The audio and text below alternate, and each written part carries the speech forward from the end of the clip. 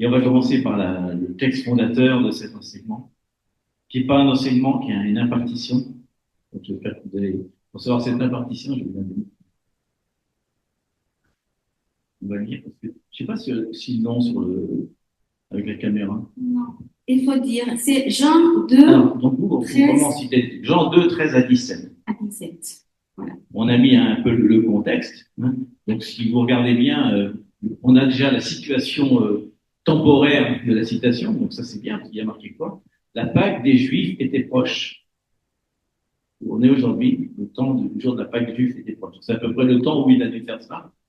À peu près. Ça commence environ 2 semaines avant la célébration.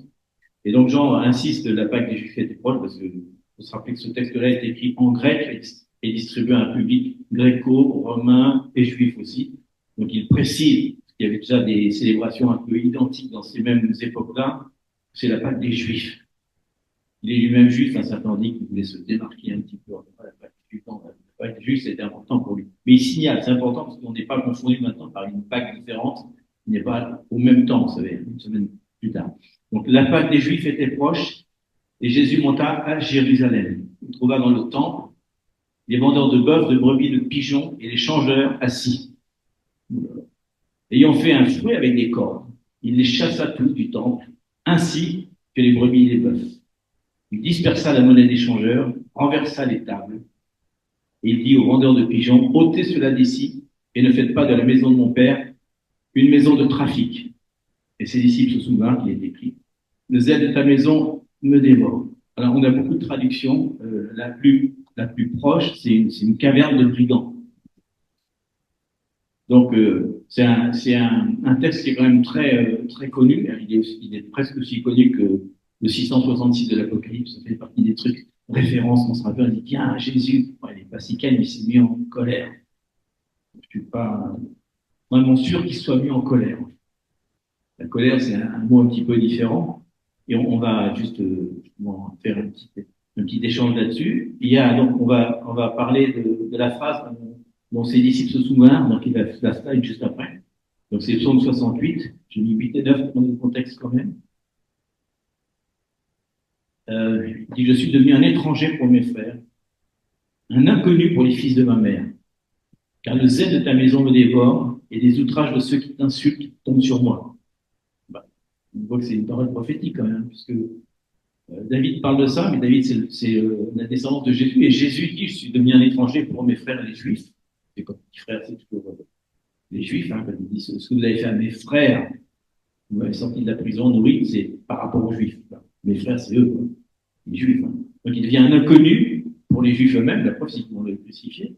Et comme le zèle de sa maison me dévore, en fait, ce qu'il a fait juste avant, il parle déjà de cet épisode-là dans le psaume 68, alors les outrages vont tomber sur lui. Donc, il faut savoir que bien sûr, vous le verrez d'ailleurs dans ce qui regarde Chosen 5 va montrer typiquement ça. Il va rentrer, il va dire maintenant, il faut que je rentre dans mon appel, ça veut dire être tué. Et la première chose qu'il va faire, maintenant qu'il a dit à tout le monde, des aveugles, sauf que des gris, ne dites rien, surtout.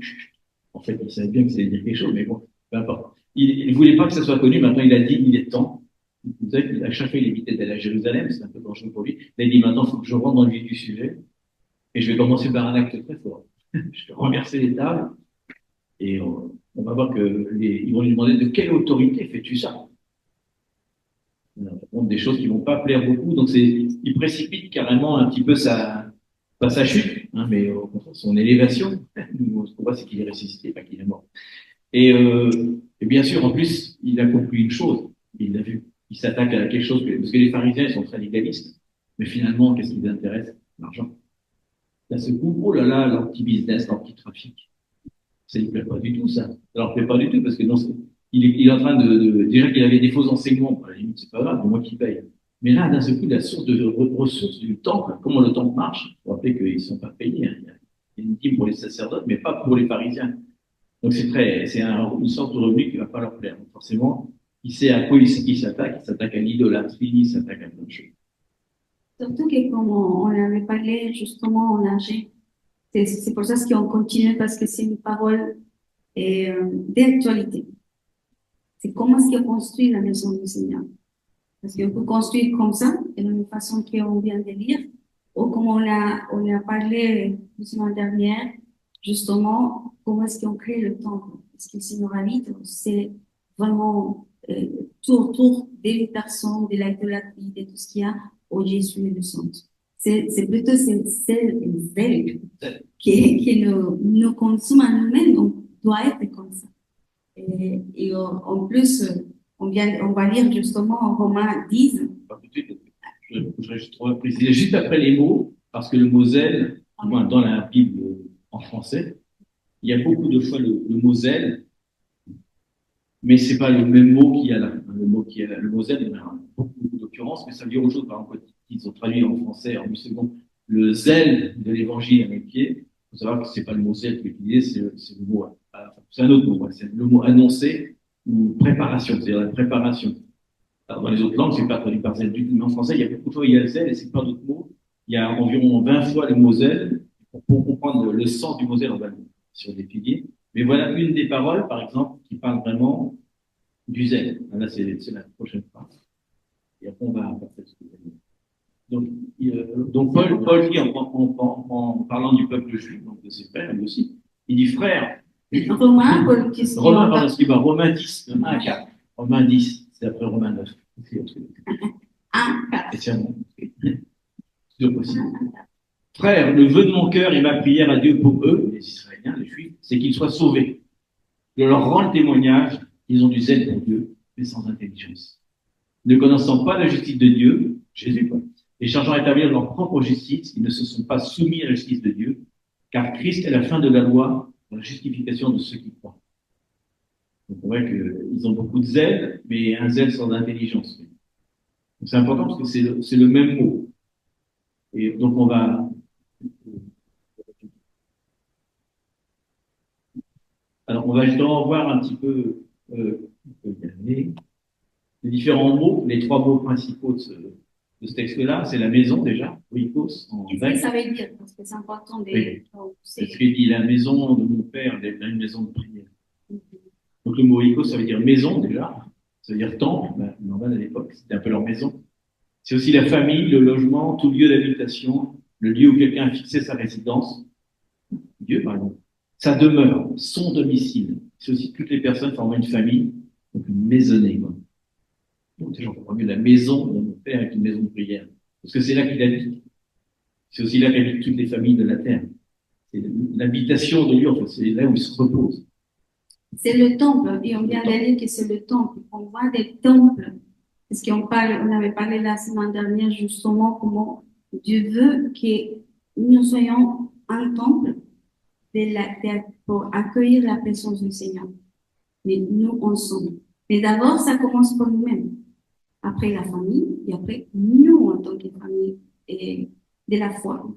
Et ce qui est important, justement, en tant que temple, c'est Jésus qui habite en nous. C'est sa présence, on sait qu'il habite. C'est pour ça qu'il est jaloux de nous. Parce que qui habite en nous, qui gouverne, qui prend toute la place. On a éclairé un peu le pas, nous avons dit qu'on allait en parler quand même. Nous sommes le temple du Saint-Esprit, donc la maison. C'est ce qu'il dit à nouveau. Même mot. Le mot zèle, zélos, facile, hein. Ça veut dire zèle. On n'a plus grand-chose. Mais aussi, ça veut dire jalousie. C'est pour ça qu'on voit beaucoup de fois le mot jalousie traduit pour zèle. À 90%, ils mettent jalousie au lieu de zèle. On avait parlé une fois dans la veille, quelqu'un avait traduit et dit attention, quand il y a jalousie, il faut penser que c'est un zèle, mais c'est un zèle jaloux. Alors, on va encore dévoiler un petit peu la fin du texte, mais jalousie, il est jaloux par rapport à l'adultère. Il prépare une fiancée, quelque part, donc il est jaloux que sa fiancée soit avec un autre homme. On va voir après, tous les thèmes s'enchaînent en même temps. Parce qu'il y a la jalousie aussi donc charnelle. C'est pas la même. Donc c'est aussi l'ardeur. Ardeur, et ça veut dire aussi agitation de l'esprit, ferveur de l'esprit, ardeur dans l'étreinte, la poursuite, la défense, la férocité de l'indignation. Moins zèle punitif. C'est pas vraiment ça, mais quand même. On voit que c'est quelque chose de fort je crois quand il voit ça, en fait, il peut pas s'empêcher. C'est un truc je sais pas si vous avez déjà arrivé dans une situation comme ça, où ça va vous arriver peut-être, parce qu'on va rentrer dans des temps un peu plus difficiles. Quand on va avoir des gestes, des choses particulièrement injustes, il y en a déjà qui existent. des choses injustes par rapport au royaume de Dieu, et ben peut-être qu'on va avoir envie de tout renverser, peut-être un jour on va rentrer dans une convocation, des choses qu'on va voir, on va dire, mais c'est pas possible, c'est tout cassé, quoi. Mais parce que le Seigneur va nous impulser à faire ça, on va dire, je ne peux pas supporter. Parce que, a priori, on est comme Jésus. Donc, que ferait Jésus? Ben, il renverse les choses. Alors qu'on dit, non, Jésus est... Pourtant, quand on dit de Jésus, c'est le prince de paix. Et il dit sans arrêt, la colère, c'est pas bien. Mais là, on voit que ça, par contre, ça dépasse tout entendement pour lui, quoi. Et enfin, le mot me dévore, katestio, kataphago, parce que phago, ça veut dire manger. Donc, c'est manger, dévorer, avaler, dépouiller, ruiner, consumer, détruire par le feu, consommation de la force du corps et de l'esprit par les émotions fortes. Donc, en gros, ce qu'il dit, c'est que le zèle de cette maison le dévore de l'intérieur comme un feu, mais surtout, il me dépouille, il me ruine. On est souvent ruiné comme ça. Dieu veut nous ruiner nos plans. Il est complètement détruit par ça. Des fois, on a des gros plans, il dit non, je vais les ruiner, je vais les dépouiller. Et après, mais c'est fort parce que c'est ça.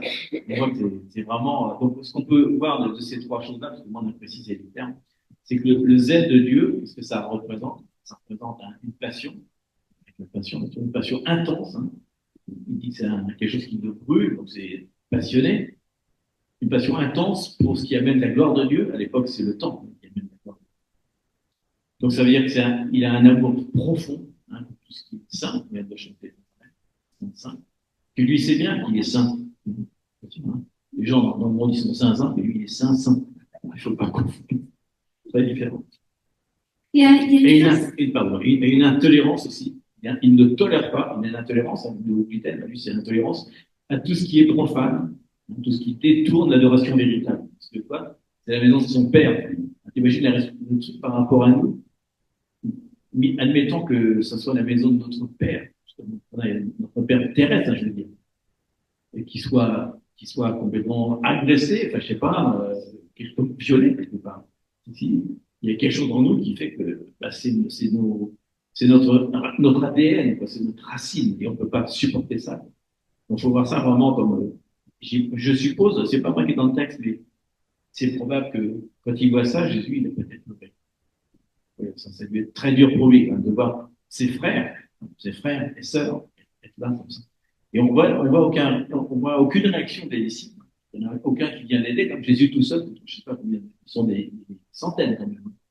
Tout seul avec un truc fait à la main, quoi, aucun des disciples de bronche, juste, ah tiens, ça me rappelle une parole. Super réaction. Ça aide beaucoup. Ah, il se rappelle, mais oui.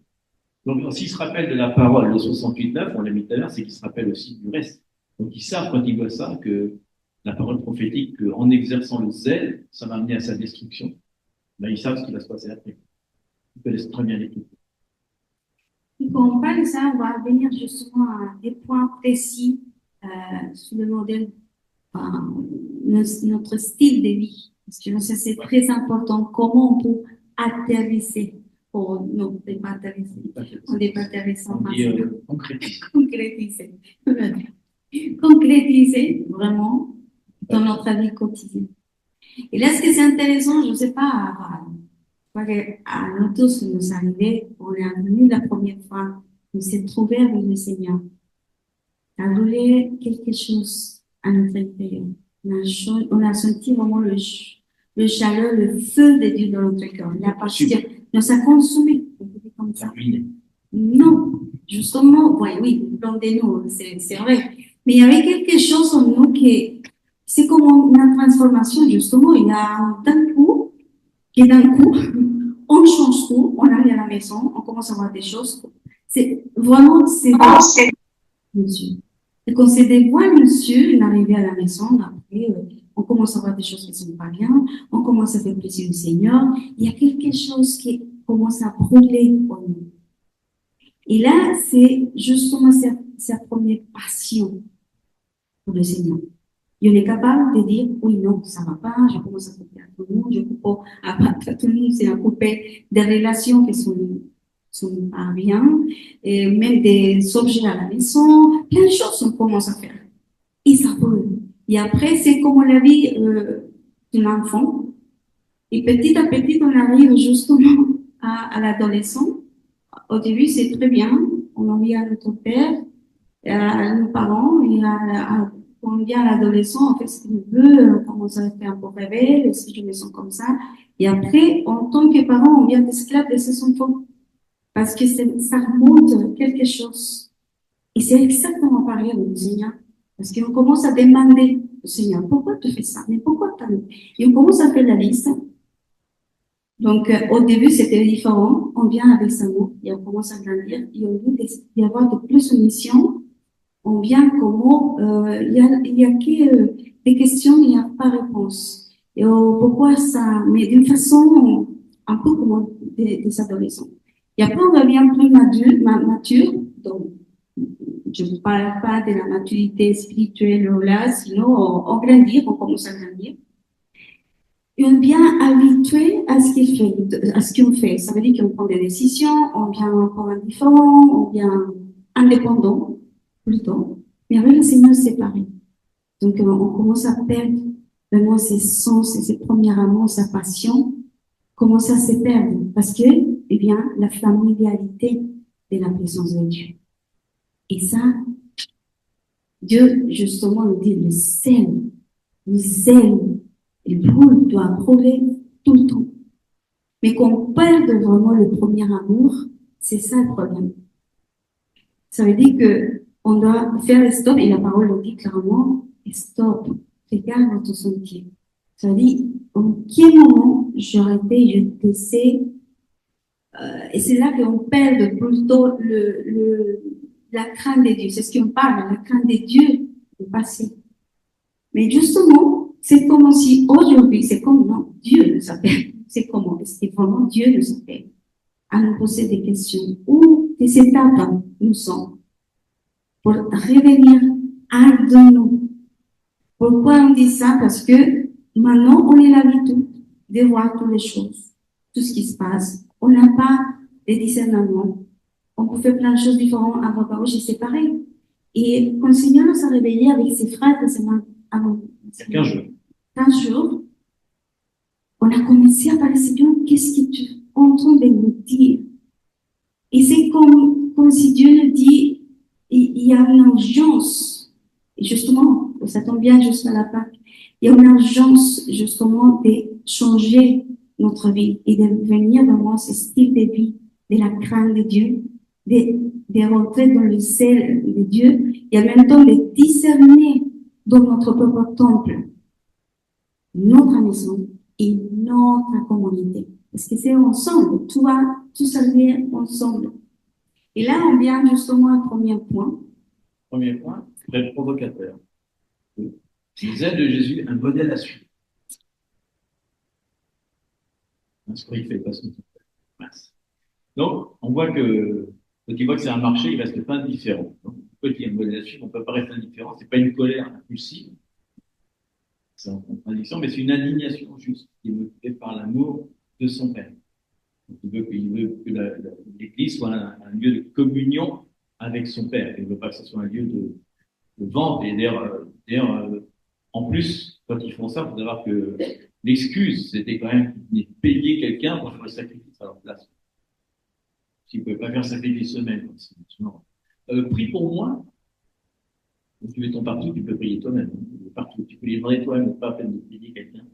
Ça a une répercussion aussi ministérielle. On ne va pas aller plus loin dans ce thème-là, mais voilà, faire la ligne pour recevoir des lignes de fil d'attente pour recevoir une parole, pour tu passes un peu payer un peu un sacrifice. C'est pas vraiment ce qu'il cherche. Il dit c'est le temps, c'est un lieu de communion avec Dieu. Il n'y a pas besoin d'intermédiaire. Ça, il est impulsif. C'est pour ça, c'est une indignation. Mais ça n'a rien à voir qu'on doit prier pour les autres. Exactement. On doit prier les uns pour les autres parce que la parole. Mais ils en ont fait un système. Ils en ont fait un système. C'est un système. C'est la culture que prier aussi. Et il y a une chose aussi qu'il faut se rappeler, c'est que le temple pour Jésus, c'est pas comme les autres, un endroit où on vient comme ça de temps en temps. Peut-être un stade d'après. Ah non, tu l'as déjà vu, excuse-moi. Tu l'as déjà vu. Donc, je savais pas que tu étais vu, je parlais. Et donc, il leur dit, pourquoi me cherchez-vous à ses parents? Ne savez-vous pas qu'il me faut être occupé aux affaires de mon père? Donc, il est dans le temple. Donc, c'est son lieu on va dire, mais son lieu de travail, quelque part. On se demande d'ailleurs, puisqu'il a fallu 3 jours pour qu'il retrouve où est-ce qu'il a dormi, à quel hôtel, je je sais pas, est-ce qu'il a dormi ou est-ce qu'il a mangé, Jésus? Ou est-ce qu'il est resté 3 jours et 3 nuits sans dormir et qu'il a juste prêché, c'est possible. Mais et, comme il dira à un moment, ma vraie maison, ce sont ceux qui me suivent. Mon vrai père, ma vraie mère, si quand il vient de lui dire ça, même si après il va revenir avec eux pour obéir, à ce coup, on voit qu'il sait que le plus important, c'est les affaires de son père, plus que sa famille. Parce qu'il a compris de quelle famille il venait, et je pense que ses parents, d'ailleurs, comprennent très bien. Parce qu'ils savent, depuis le début, ils savent quand même que c'est le Fils de Dieu. Donc, ils sont pas surpris, d'un seul coup, ils disent, ah, lui, l'adolescence, c'est pas l'adolescence de la révolte, c'est l'adolescence, au contraire, de la soumission. Très différent. Donc, on voit que c'est pas une simple émotion passagère. Il dit que je m'énerve, mais c'est terminé. Non, il dit que ça le consume, carrément. Et ça le consume tellement que ça va au-delà même du prix, il sait qu'il va payer pour l'opposition qu'il vient de montrer. Il aurait pu se dire, il aurait pu réfléchir 2 secondes, bah, j'y vais, mais si j'y vais, mince, je viens d'exposer, je vais être crucifié. Il sait qu'il connaît un petit peu le plan. Donc, donc c'est quand même quelque chose de pas d'impulsif, mais en même temps de réfléchi. Il sait parfaitement ce qu'il va faire. On verra l'application de texte. Et surtout, et on vient justement dans l'adolescence de Jésus, même qui lui est Dieu, il a envoyé ses parents. Parce qu'il y a un processus, Mais il connaît ses priorités. Effectivement, et surtout qu'il a pris la renaissance, que c'est la première chose pour nous tous, que Dieu veut que nous soyons. Pourquoi? Parce qu'on est Dieu, pourtant, on obéit ses commandements. C'est ce qu'il dit là-bas. Donc là, ça nous amène justement à, des fois, c'est la patience, parce que j'imagine avec Jésus, avec la connaissance, c'est quel jour, mais quand même, il doit travailler son caractère, il doit se préparer pour venir justement à la fin et dans l'accomplissement de son but. Le deuxième point, le péché, c'est un zèle qui est purifié, qui restaure. On voit qu'il ne vient pas détruire pour le plaisir.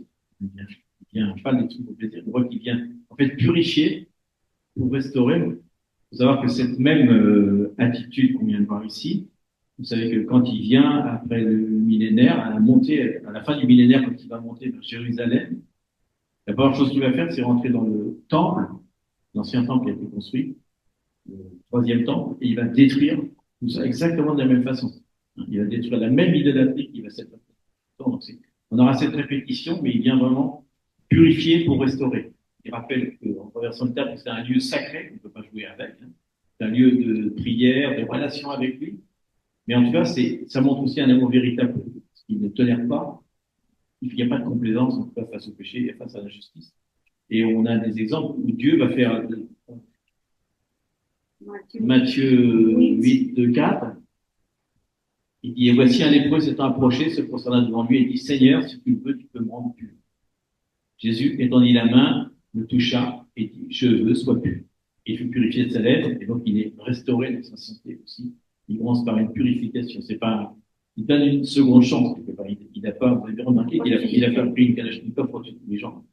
Il a empêché de faire ça, mais après, il annonce cette parole-là, et il y en a certainement parmi ces gens-là qui sont peut-être repentis, on ne sait pas, ont été restaurés, parce que ce qu'il voulait, c'était purifier le temple. Alors, en plus, il purifie pas l'intérieur du temple. Ce que Jésus va faire à son retour, c'est l'intérieur du temple. Il va s'en prendre aux sacerdotes, il va s'en prendre aux religieux. Là, il s'en prend qu'aux marchands, c'est-à-dire sur le parvis, la partie extérieure. Imagine, rien que la partie extérieure, déjà pour lui, c'est ça.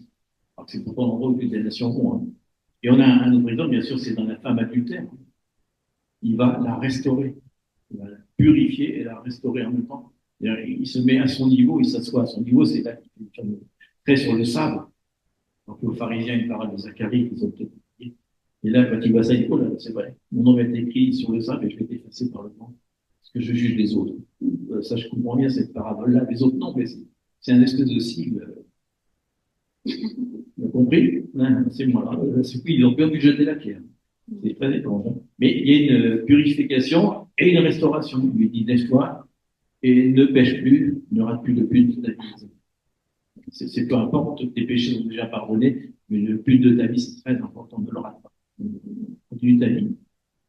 Ensuite, donc, ça, c'est Dieu vient pas à sinon.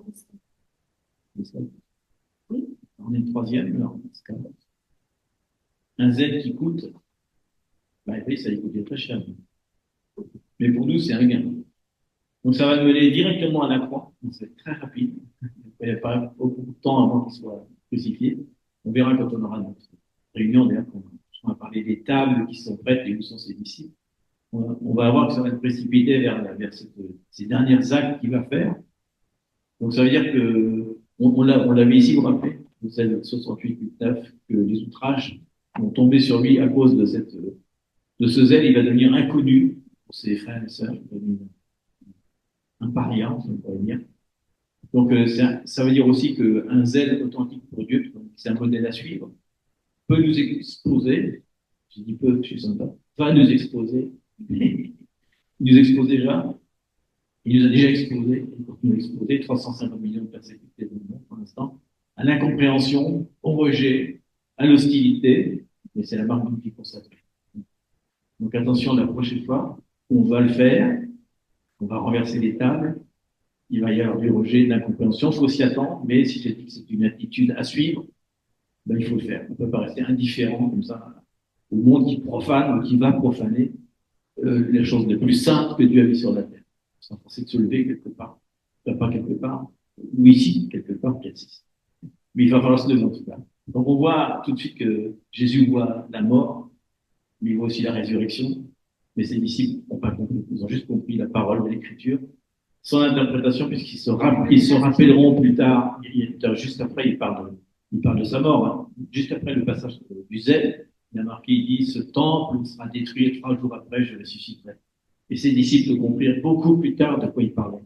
Donc déjà, il fait le geste, il sait que ça va entraîner sa mort, il dit, c'est pas grave, je vais ressusciter. Je comprends pas le discours de Jésus, c'est un peu décousu, là. Donc, on voit ça. Donc, c'est un zèle qui coûte. Ensuite, le zèle de Jésus pour son Église. Alors, ben là, il suffit de faire la même chose, puisqu'on va lire le texte. Éphésiens 5, bien les femmes, 25, bien 27. les maris, les femmes, je sais pas, ça dépend de l'attitude. Mais ça dit, Éphésiens 5, 25, 27. Marie, aimez vos femmes comme Christ a aimé l'Église, le temple, et s'est livré lui-même pour elle, afin de la sanctifier par la parole, après l'avoir purifiée, vous avez vu, hein, par le baptême d'eau, afin de faire paraître devant lui cette Église glorieuse, sans tache, ni ride, ni rien de semblable, mais sainte et irrépréhensible. Donc déjà des rides. Donc en tout cas, on voit ça. D'un seul coup, si on voit maintenant, on a parlé d'ailleurs du temple qui est en nous. Maintenant, on parle aussi du temple, où il dit qu'il a aimé le temple, ou l'Église, hein, comme une épouse. Hein. Vous vous rappelez qu'on a dit la jalousie. Donc, on voit qu'il fait la même chose pour son Église aujourd'hui. Et il va continuer. Hein. Il détruit les choses qui sont mauvaises pour purifier, pour restaurer. Il donne une seconde chance à l'Église. Il veut la repentance de l'Église pour qu'elle soit de nouveau, qu'elle se lève de nouveau. Donc, c'est important parce que le zèle de Jésus, c'est pas que pour l'époque, à cette époque-là. Maintenant, nous-mêmes, qui faisons partie de l'Église, on doit avoir le même zèle pour la sainteté de l'Église, la justice dans l'Église, une Église irrépréhensible, sans tâche. Donc on devrait avoir le même zèle que lui, même s'il n'y a peut-être pas de table à renverser. Il y a un zèle pour l'Église quand même maintenant. Et de toute façon, même si on ne le fait pas, Dieu le fait. Donc il donne une seconde opportunité, c'est sûr, il appelle à la repentance. Je dis ça parce que vous savez que je cite rien, personne, hein, dans le monde entier, ça s'écoule de partout. Si vous lisez les journaux, il n'y a pas un mois qui se passe sans que des grosses choses s'écoulent de partout, mais vraiment de partout. Donc Dieu est en train de juger, il avait dit je commencerai par juger mon Église en premier avant de juger le monde. Donc il est en train de le faire, mais c'est une seconde chance. Les gens peuvent très bien se repentir, ils peuvent très bien faire demi-tour, il y a toujours des possibilités. Mais Dieu est en train de juger en ce moment, partout, en ce moment, 2-3 ans, son Église, et c'est évident si on suit un petit peu ce qui se passe. Est-ce que c'est important de définir qu'est-ce que ça veut dire jugement? Parce qu'on peut dire, oh, c'est le Dieu furieux qui vient détruire tout. C'est un Dieu furieux. Mais justement, le jugement, c'est le jugement, la justice, et bien juger tout ce qui est bien contre lui, tout ce qui est pas saint, tout ce qui est digne de lui-même.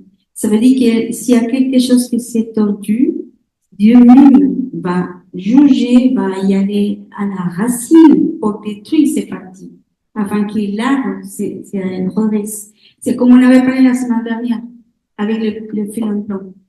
La fille apprend à faire ça. Elle regarde à quel moment c'est dévié l'arbre. Et des fois, il faut couper des choses. Et c'est ça ce qu'on est en train de faire, c'est ça le jugement. Jésus vient avec ses ailes pour son église, pour sa famille, pourquoi? Parce qu'il faut préparer l'église. Il faut préparer l'endroit, il faut préparer la famille, afin que la gloire du Seigneur se manifeste. Parce que le problème, c'est pas que Dieu voulait manifester, il va le faire. Même, il a dit, même les pierres vont parler. Et c'est pour nous, est-ce que nous sommes prêts? Et nous nous préparons pour séparer. Est-ce qu'il vient du Seigneur et vient pas? C'est comme l'épée qui est bien profondément, que la parole nous traverse jusqu'à la moelle. Et on s'est dit, non, je m'aligne complètement à ce que tu dis. Tu sépares le saint de le profane. Je ne peux pas mélanger les choses propres avec la poubelle. Jamais. Temps. Et oui. Et, mon église. De l'église, et aussi, je reviens justement à Marie, et même si tu n'as pas parlé de ça, on parle des familles aussi, parce qu'on va aussi descendre dans la vie pratique, parce qu'il parle du temple, ça veut dire nous en tant que communauté aussi, elle vient juger tout ça, mais aussi avec une famille. Nous en tant que femmes, parce que ces paroles s'adressent aussi à nous, mais Marie aime les femmes. C'est c'est ce que tu dois parler par moi. Mais je dis nous avant qu'elle lui parle. Parce que c'est intéressant parce que nous, en tant que femmes, c'est difficile la soumission à nos maris. Et on combat d'orgueil. Et de la même façon, c'est avec Jésus. C'est pareil. C'est pareil. C'est pour ça, clairement, qu'il dit ça. Mais pour les maris. On va parler de ça. Mais nous, qu'on voit vraiment qu'il y a un homme se soumettre à la volonté de Dieu, qui marche avec la volonté de Dieu, qui est vraiment, qu'on voit qu'il s'aligne à Dieu, bah, tout rentre devant lui et les enfants aussi. C'est ça ce que la femme, comme tu dis. La femme est un image. Non, l'homme s'aligne à. Oui, ça. Il avait dit, oui, bien sûr, c'est difficile pour la. Christ a aimé l'Église parce que Christ était parfait. Donc, comment la femme pourrait s'aligner avec un homme si lui-même n'est pas aligné à Christ? Si l'homme n'est pas sous sa bonne place, la femme non plus, quoi. Un petit peu hors place, on va dire, quoi. Donc, les enfants sont déplacés et le plan de Dieu est remplacé. C'est important d'être bien aligné parce que c'est comme un parapluie. Comme le premier n'est pas très loin, très loin, il est sous la pluie. Et c'est pour ça que Et c'est pour ça qu'en tant qu'enfant, c'est facile. Parce qu'on voit qu'il s'aligne, automatiquement, je rentre, et mes enfants aussi, et le plan de Dieu rentre. Et c'est une plan des familles. Parce qu'on peut voir ça et on se dit, oui, c'est pour l'Église. Mais l'Église, les familles entières, venir ensemble. Et c'est important parce que ce qu'on dit tout à l'heure par rapport aux chutes, il faut savoir qu'il n'y a jamais de chute comme ça. Il y a un message passé pour comme ça. Il y a des années de choses qui sont dites avant. Il y a des gens qui ça fait 10 ans que ça se dit, mais personne ne fait rien. Dieu dit, ok, je ne sais pas. Mais bien avant, il restaure les gens, il prévient, il ne veut pas que ça arrive. C'est un mauvais exemple pour lui aussi. Donc, il le fait, mais si on n'écoute pas sa parole, forcément, ses avertissements, ça ne va pas. C'est vrai que cette parole est forte. Hein. On parle de l'Église qui est glorieuse, parce qu'à la fin, elle va être glorieuse, parce qu'il attend pour son retour.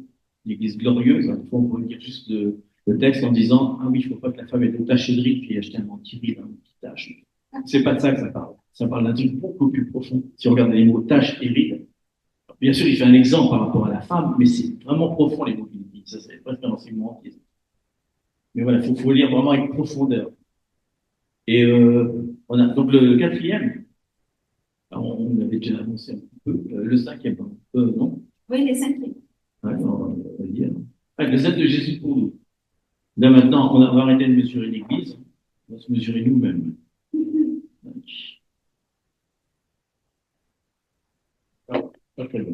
C'est comme on avait dit, on commence une petite distorsion. Petite distorsion sur 1 centimètre, sur 1 millimètre. Sur un jour, c'est pas beaucoup, sur un an, très très loin du plan de Dieu. Donc, il nous rappelle, ne savez-vous pas que vous êtes le temple de Dieu, et j'ai dit temple de Dieu, et que l'Esprit de Dieu habite en vous. Si quelqu'un détruit le temple de Dieu, Dieu le détruira, car le temple de Dieu est saint, et c'est ce que vous êtes.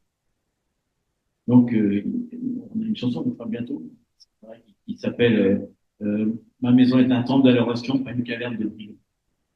Renverse les tables de mon cœur. Et c'est vraiment ça. Il dit qu'on ne peut pas détruire le temple de Dieu, mais Dieu prévient, comme il renverse des tables de mon cœur régulièrement, jusqu'à ce qu'on soit saint et répréhensible, mais il le dit, si à la fin, vraiment, on n'obéit pas, il va détruire ce temple, détruire ce corps, quoi, ça se veut dire à la fin des temps. 1 Corinthiens 3, 16 à 17, 8, 6. Et on a Hébreux aussi 3, 4 à 6. Comment il parle de ça? Il dit, chaque maison est construite par quelqu'un, mais celui qui a construit toute chose, c'est Dieu. Bon, Moïse, il a été fidèle dans toute la maison de Dieu comme serviteur pour rendre témoignage de ce qui devait être annoncé. Mais Christ l'a comme fils sur sa maison. Et sa maison, c'est nous.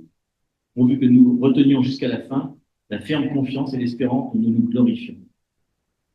Encore un truc qui insiste vraiment sur le zèle de Jésus pour nous-mêmes aussi, intimement. Mais en fait, c'est vraiment de l'intérieur vers l'extérieur. C'est déjà nous, ensuite l'Église, et ensuite l'Église locale, en tout cas, où on est, où on sert, et ensuite l'Église générale, que ce soit, maison par maison, ville par ville, quartier par quartier, pays par pays, continent par continent. Ça commence premièrement par nous. C'est nous la première personne à mesurer. Application quoi? Yes. On en a mis 5. Donc, une passion pour la présence de Dieu dans notre vie personnelle. Comme je disais, ça veut dire une vie d'intimité. Ça peut être prier, lire la parole de Dieu, adorer, partager, je ne sais pas tout ce qu'on peut faire, mais en tout cas, ça parle comme lui qui consume, que notre cœur brûle vraiment de désir pour Dieu. Et au point que ça devienne une priorité qui va, comme je disais tout à l'heure, consumer tout ce qui est distraction secondaire. Là, il parle particulièrement, bien sûr, de l'argent, etc., mais il parle quelque part d'idolâtrie. Il détruit quoi? L'idolâtrie. Et c'est un rappel, nous, maintenant, où nous sommes. C'est vraiment quelque chose où, en ce moment, moi, je me trouve où? Qui c'est parti? Vraiment, mon corps, je répète ça parce que c'est important, brûle d'amour pour le Seigneur. Est-ce que l'amour du Seigneur est venu peut-être comme quelque chose de familier qu'on habitue, il y a la vie, on s'habite à recevoir à l'adoration, on est bien, ou vraiment il y a cette façon de chercher tous les jours la parole, de savoir comment Dieu parle, comment il est, comment sentir sa présence, parce que tous les jours changent. On a parlé tout à l'heure, on a chanté, c'est exactement ça. Il y avait une façon différente, même si on peut chanter la même chanson chaque fois, le Seigneur vient différemment à nos vies.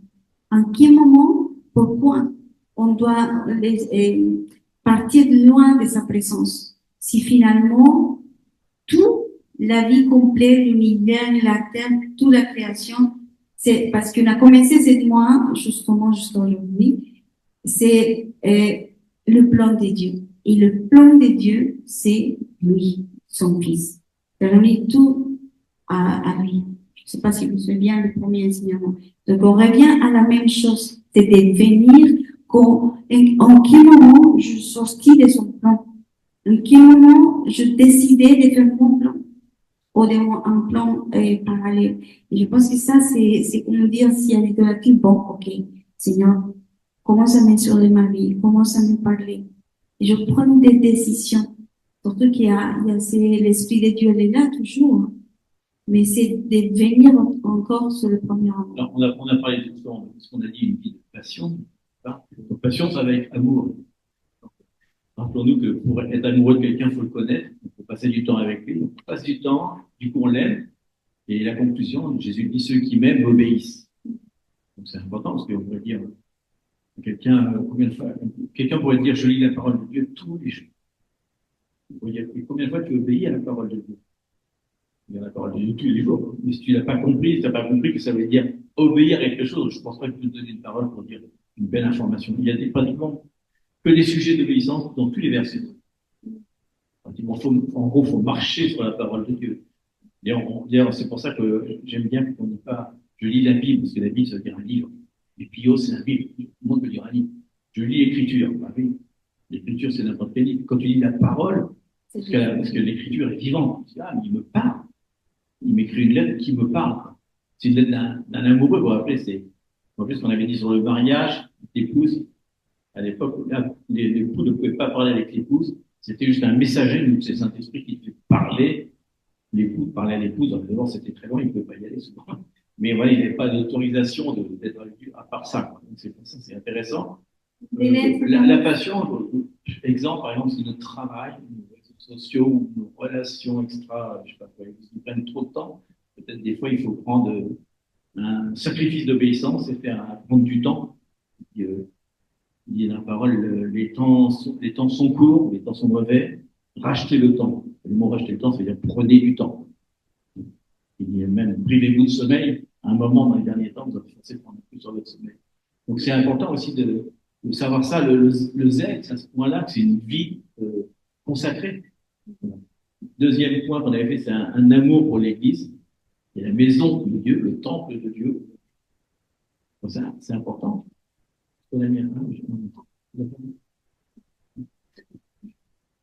Alors, on va lire dans votre Bible de la France, c'est 1 Pierre 2, 3 à 5.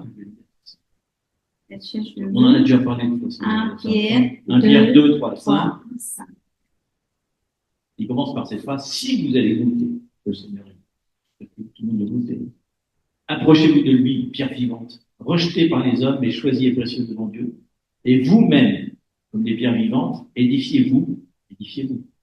Vous formez une maison spirituelle, un saint sacerdoce, afin d'offrir des victimes spirituelles et parmi Dieu par Jésus. Donc l'Église, en tant que corps du Christ, c'est la maison spirituelle de Dieu. Ce qu'il dit dans les derniers temps, ne vous éloignez pas des congrégations comme certains le font, parce que c'est le seul lieu où vous allez être sauvés. Le seul lieu où vous allez être exhortés, c'est là. Donc c'est important, l'Église locale est très très importante. Elle est comme elle l'était à l'époque de Jésus, c'est pas vrai. Donc le zèle, comme on peut monter du zèle à l'intérieur de l'Église, c'est une chose à faire. On peut encourager les autres, on peut contribuer au fait que l'Église soit un Dieu où Dieu est honoré. Chacun peut y prendre sa place. Quand on sent en nous, que Dieu nous parle, qu'il y a un besoin de prière pour quelqu'un ou un service à faire, etc., on ne va pas attendre que quelqu'un nous dise de faire. On prend l'initiative parce qu'on a du zèle. La maison de Dieu soit vraiment un lieu saint, respecté. Quand on a, parce que vous est arrivé. Quand je me suis converti, je passais 6 jours sur 7 à l'église. Je ne peux pas m'empêcher. Il faudrait que j'aille à l'église, il faudrait que j'aille au communique, il faudrait que j'aille à l'adoration, il faudrait que j'aille. J'ai dit, mais non, j'ai envie de vivre là, c'est la maison de Dieu, c'est extraordinaire. Et ça veut pas dire un service, comment dire, obligatoire, mais au lieu d'attendre qu'on nous le demande, il y a quelque chose. On aime la maison de Dieu, on a envie qu'elle soit simple. Un exemple tout bête, il y a une tâche par terre, on veut qu'elle soit sale, on a envie de la nettoyer, on le ferait chez soi. C'est l'église de ménage, le ménage qui va le faire. Non, on a besoin d'avoir un amour pour l'église, c'est-à-dire un zèle, en fait. Troisième chose, ça devient plus compliqué après vers les derniers points. Une intolérance face au compromis. On a dit ça, face au compromis. Donc, comme Jésus, face aux marchands, pour identifier dans notre vie, autour de nous, peut-être déjà dans notre vie, c'est pas mal, tout ce qui profane notre relation avec Dieu. Ce sont nos mauvaises habitudes, nos influences toxiques. Et enfin, renverser l'étape, comme on le dit, prendre des étapes, qu'est-ce qu'on va renverser, comment on peut prendre des mesures concrètes.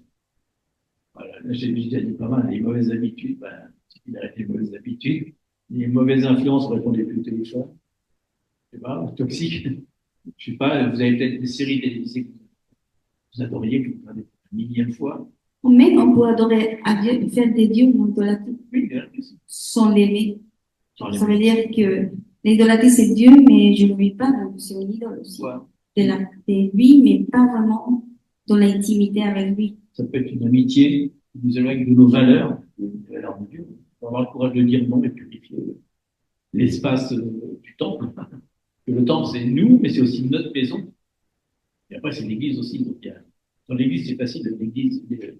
L'écriture dit carrément, la parole de Dieu dit carrément qu'il faut confronter.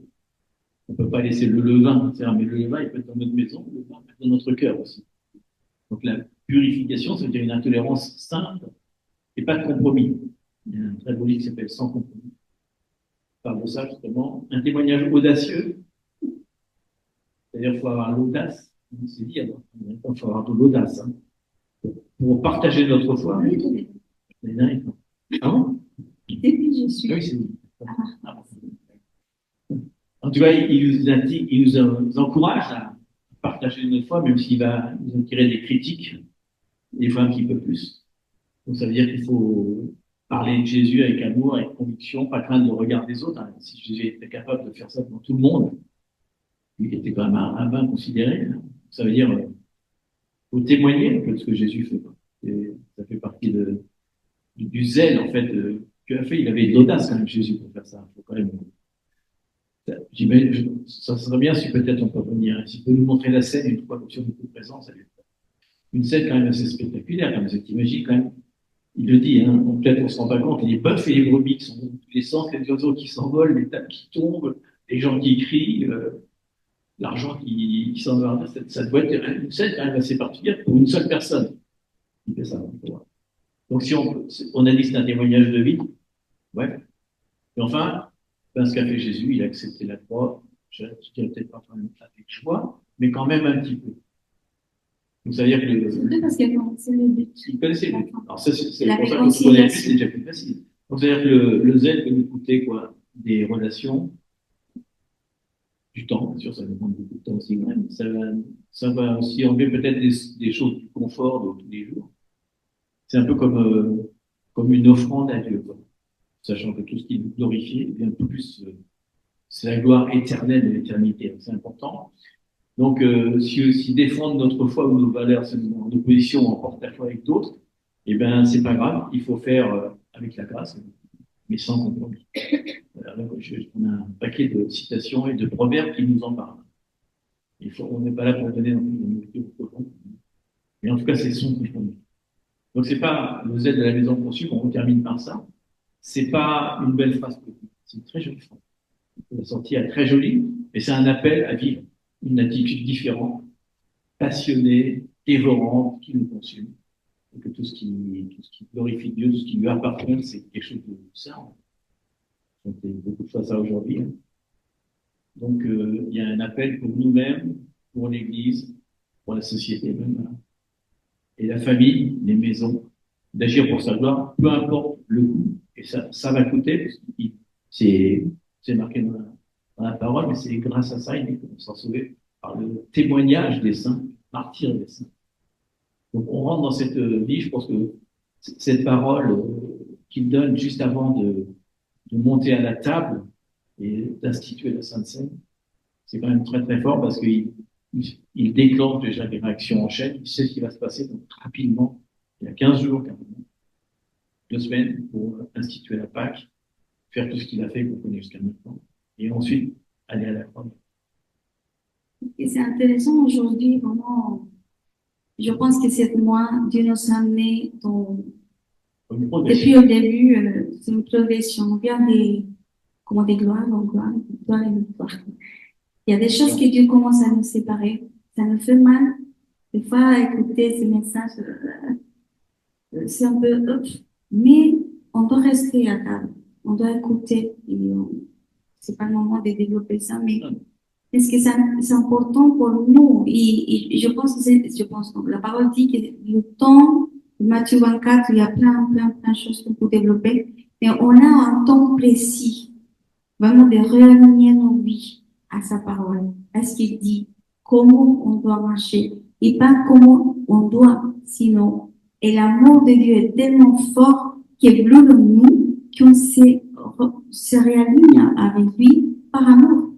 Parce que c'est l'amour qui nous consume, c'est son amour qui est en nous, qui fait qu'on peut clairement changer. C'est pour ça qu'il l'Apocalypse et l'ange de l'Éternel parle à l'église d'Éphésiens.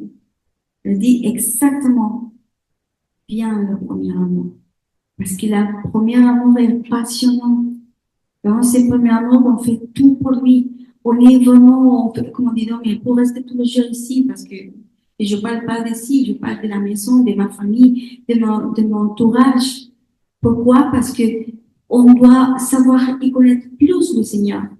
Et c'est là qu'on ne peut pas laisser la flamme tomber. C'est le moment.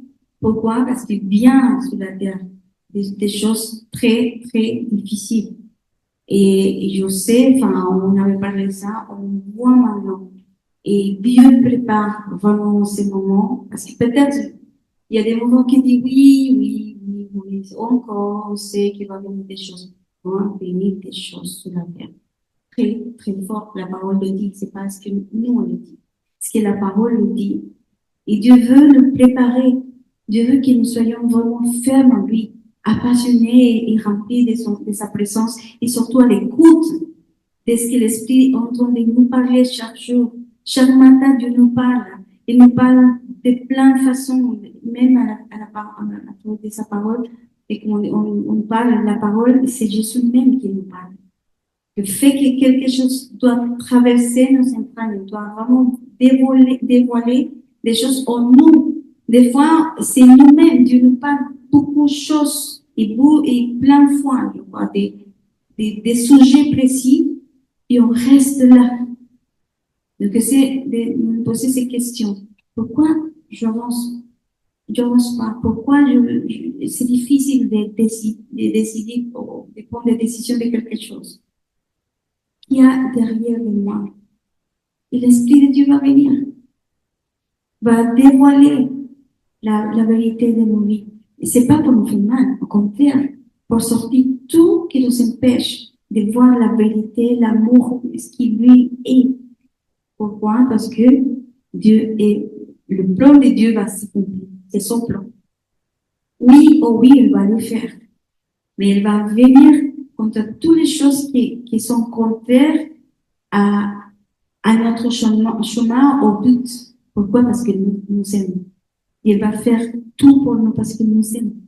Parce qu'il y a un plan. Parce que si on est là, c'est parce que le Seigneur nous a choisis. Si on est là et on écoute, c'est parce que le Seigneur, justement, il prépare un plan et il veut que nous, ensemble, on peut collaborer avec lui en son plan. Et je pense que c'est un privilège.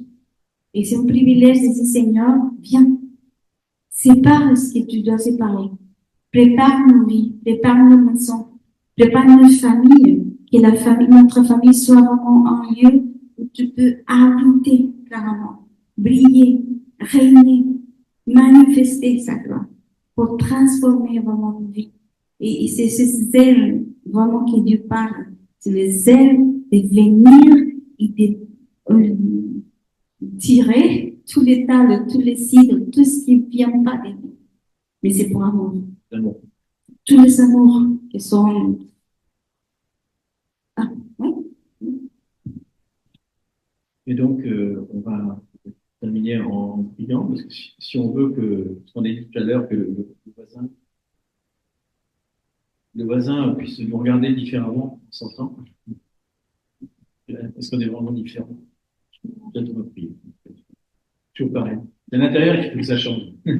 Ça va se manifester, donc on va demander, Seigneur, vraiment, on va demander à Dieu, déjà, pour ravive en nous, Seigneur, ce zèle, Seigneur, afin que nos vies reflètent vraiment la même ardeur, la même passion que celle de ton Fils Jésus. C'est toi qui peux le faire, mais ton esprit, il est dit qu'en nous, il y a l'esprit de Dieu et l'esprit de Jésus. Voilà, ça, c'est ce qu'on a tout le monde à l'intérieur. Et on a donc la force suffisante, on a toutes les armes nécessaires pour le faire. Seigneur, on fait cette prière audacieuse, Seigneur, que tu vas le raviver, Seigneur, que tu vas faire brûler, que toutes les autres amours, Seigneur, quand on va les regarder, vont nous paraître vraiment fades. Parce qu'il n'y a que ton amour à toi qui nous consume, Seigneur. Merci de nous donner cette vie de consacration, Seigneur, déjà avant dans l'atmosphère, Seigneur, tu as établi, Seigneur, cette ambiance de sainteté. Saint est le Seigneur Tout-Puissant. Nous allons rentrer dans ton lieu saint, nous allons t'adorer, te louer, exalter ton saint nom. Et que tout en nous, Seigneur, bénisse l'Éternel. Tout en nous soit vraiment consacré à toi, Seigneur. Ravive, Seigneur, cet amour, Seigneur, cette première passion, Seigneur. Peut-être pour certains, il y a 20 ans, peut-être d'autres 10 ans, d'autres il y a seulement 3 mois, Seigneur. Mais que cette passion ne s'éteigne pas, Seigneur. Et que on ne puisse pas être tolérant comme ça vis-à-vis du péché ou des mauvaises habitudes qui sont en nous et qu'on connaît parfaitement, Seigneur. Et même, on demande de brûler aussi les péchés qu'on ne connaît pas encore, qu'on ne peut pas distinguer parce qu'on n'est pas encore assez mature, Seigneur. Mais toi, tu vas le faire, Seigneur. Tu vas le faire et en sortant d'ici, Seigneur, je te prie vraiment qu'il y ait des décisions concrètes qui soient prises. Quelque chose de concret, Seigneur, pas quelque chose seulement de théorique qu'on va faire demain, mais que dès ce soir, Seigneur, on renverse les tables des idoles dans nos cœurs, Seigneur. Et qu'on puisse prendre la décision, peut-être, je sais pas, peut-être qu'il faut prendre le téléphone et appeler quelqu'un, peut-être qu'il faut faire quelque chose, peut-être qu'il faut se désabonner de quelque chose, je sais pas. Changer une habitude qui est une habitude destructrice, Seigneur, qui fait que ça prend ta place. Tu es pas à la première place dans notre cœur. Vraiment, on demande vraiment cette passion, Seigneur, qui est tellement forte, Seigneur, qu'elle se voit à l'extérieur. Que quand on sort d'ici de cette pièce-là, Seigneur, les gens qu'on va voir vont voir quelque chose de différent dans nos yeux, dans notre attitude, dans nos paroles. Seigneur. Parce que tu dois aussi transformer notre bouche, Seigneur, qui parle de ta place, à ta place. Tu as mis tes paroles dans notre bouche, Seigneur. Ce sont des paroles de sainteté, Seigneur. Ce sont des paroles de justice, ce sont des paroles d'amour, de compassion, de purification, de restauration. Aujourd'hui, Seigneur, nous avons écouté ta parole. Nous l'avons lu, nous l'avons écouté, Seigneur. Mais tu as dit ceux qui t'aiment, ce sont ceux qui t'obéissent. Et que l'obéissance vaut mieux que tous les sacrifices. Alors aujourd'hui, nous allons obéir et faire ce sacrifice dans nos vies, que ce soit sur notre temps, Seigneur, sur nos priorités, sur nos familles même. Parce que même Jésus disait que pour aller dans le sillon de Dieu, aller devant, il ne fallait pas regarder même à l'arrière de nos familles. Il disait même, laissez les morts enterrer les morts. Parce qu'il y a la vie en toi, il y a quelque chose de magnifique, et tu nous rappelles que juste avant d'être crucifié, Seigneur, tu as voulu purifier le monde. Et ensuite, tu l'as fait à la croix, Seigneur. On est à la croix, parce qu'on est tes disciples, on a le Saint-Esprit qui vit en nous, Seigneur. Et faisons, Seigneur, ce que le Saint-Esprit nous demande de faire aujourd'hui, Seigneur, et pas demain. Parce que tu as dit aussi dans le 90, compte tes jours, Seigneur. Comptez vos jours. Vos jours sont précieux. Chaque jour est important, on ne sait pas de quoi demain. À chaque jour suffit sa peine. Aujourd'hui, la peine, justement, c'est de renverser ces tables dans nos cœurs, dans nos vies, Seigneur, dans nos maisons aussi, dans nos familles. Merci, Seigneur, parce que tu vas le faire.